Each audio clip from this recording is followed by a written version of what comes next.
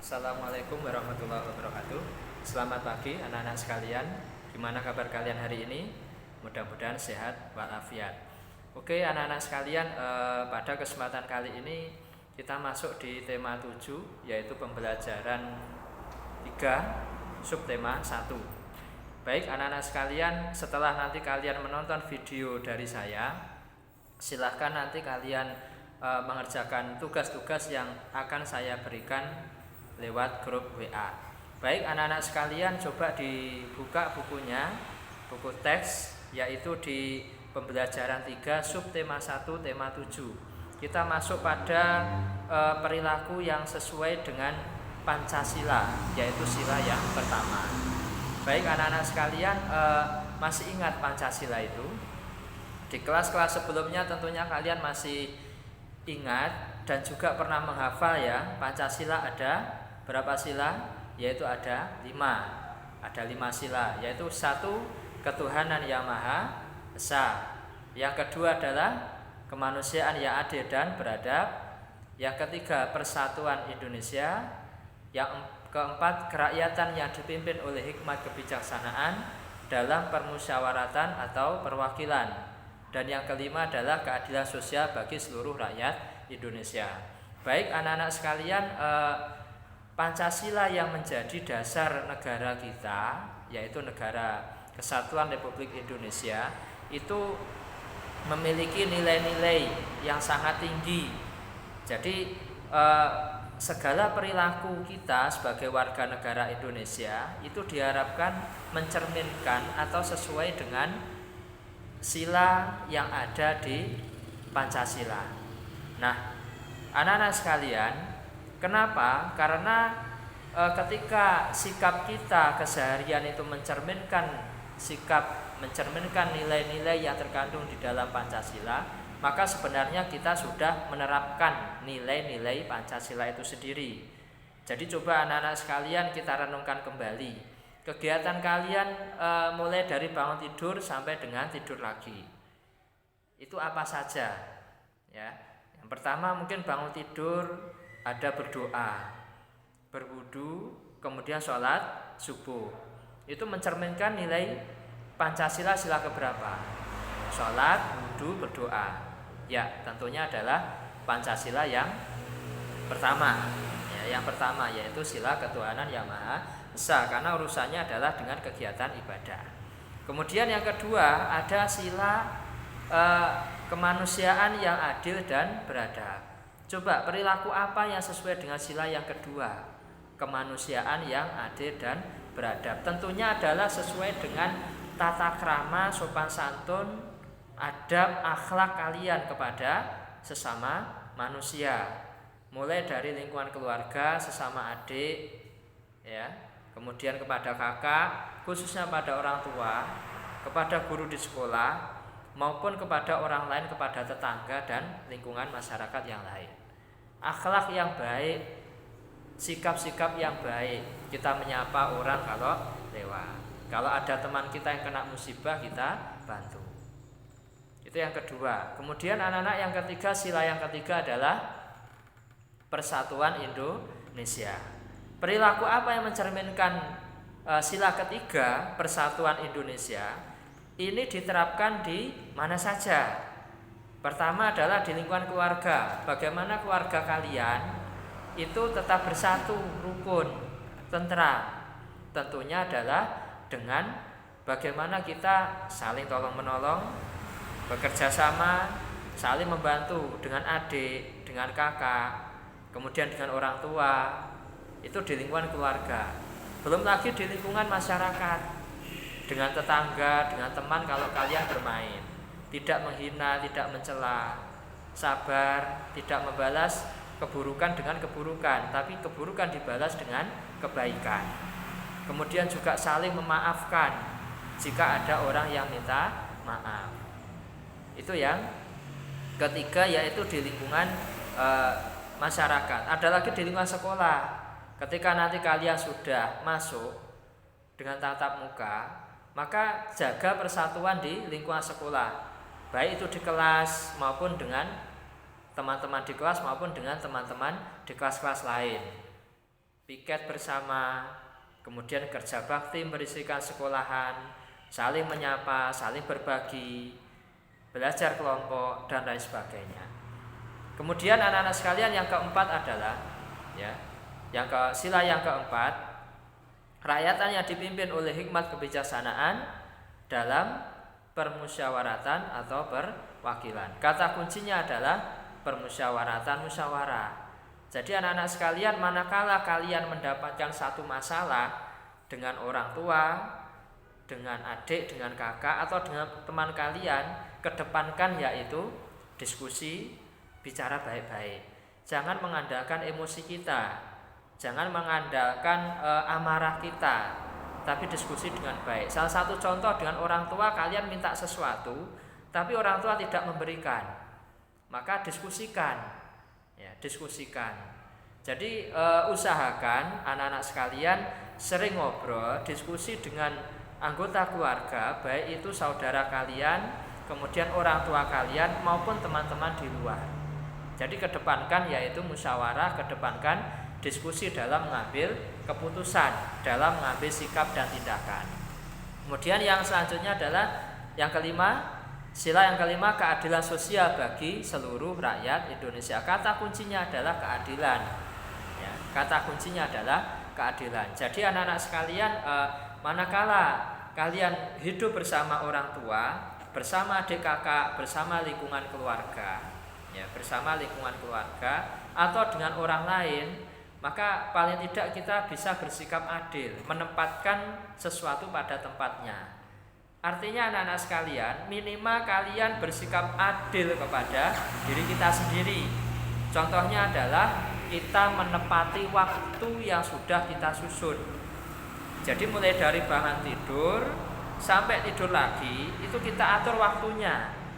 Mungkin ada yang bermain, ada waktu belajar, ada waktu bantu orang tua, ada waktu sholat, ada waktu ngaji, ada waktu berinfak, ada sedekah, banyak kegiatan lain.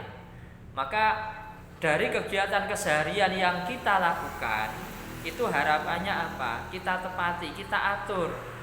Nah, itulah nanti juga kita kalau sudah mengatur waktu keseharian, kita adil pada diri kita. Ada hak untuk orang tua yang mungkin kita bantu.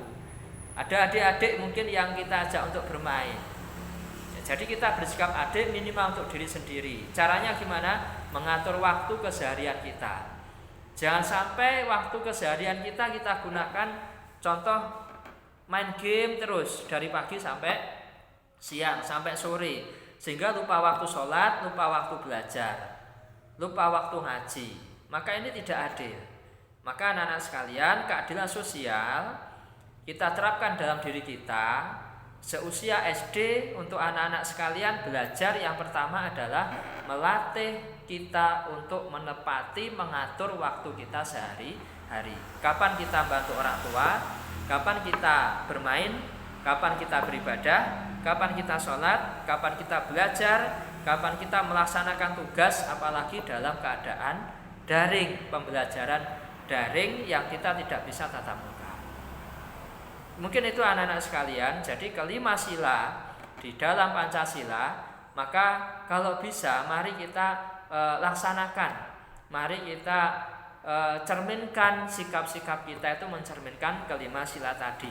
Mulai dari kita bangun tidur sampai dengan tidur lagi, baik itu kita di keluarga, kemudian di sekolah maupun di lingkungan masyarakat.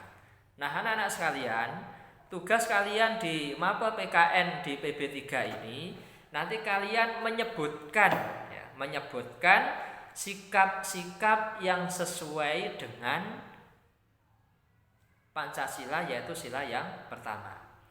Kemudian yang kedua, menganalisis. Nanti akan saya berikan formatnya terkait dengan tugas menganalisis atau mengamati, kemudian mengidentifikasi, menyebutkan.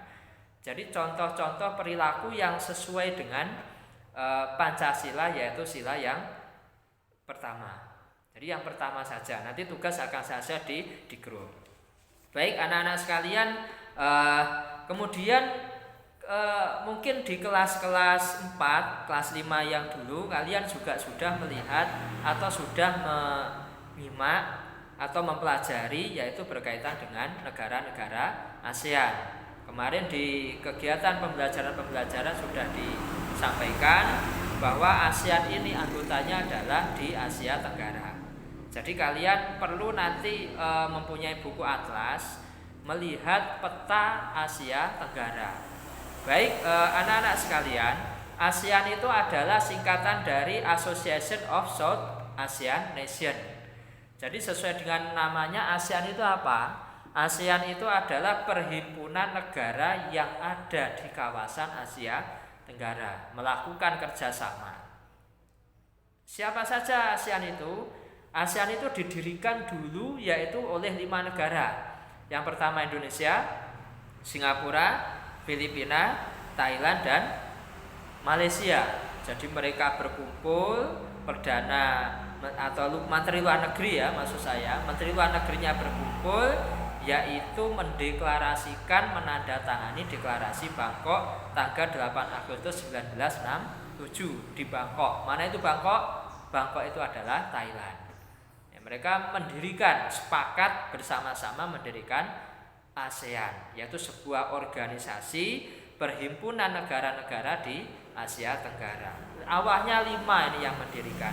Kemudian pada perkembangan selanjutnya, beberapa negara kawasan di Asia Tenggara seperti Brunei, Vietnam, kemudian Laos, Kamboja itu juga ikut bergabung menjadi negara ASEAN. Termasuk negara kita, yaitu negara Indonesia, itu masuk ikut mendirikan 5 negara dan juga otomatis menjadi menjadi anggota ASEAN.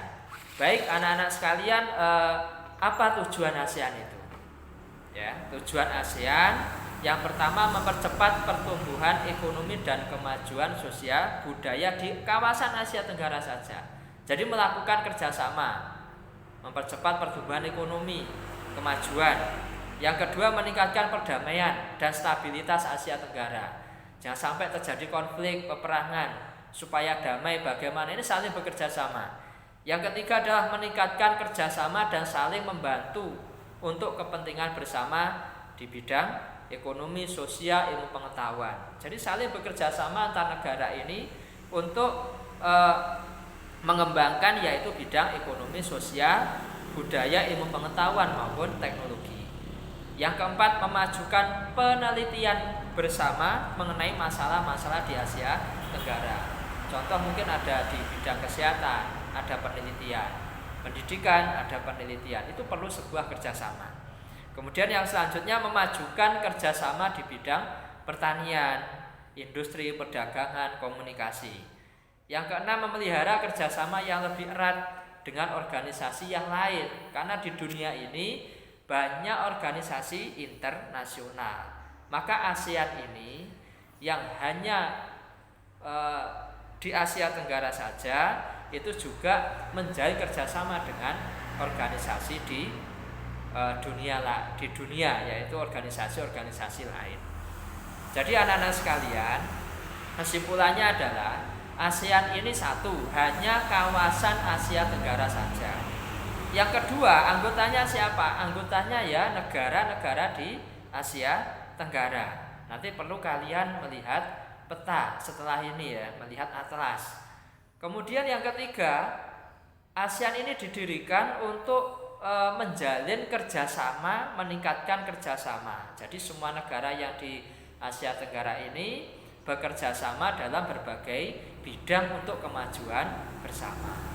Jadi itu anak-anak sekalian terkait dengan ASEAN. Untuk lebih jelasnya nanti kalian pun juga perlu untuk membaca-baca referensi buku-buku yang lain.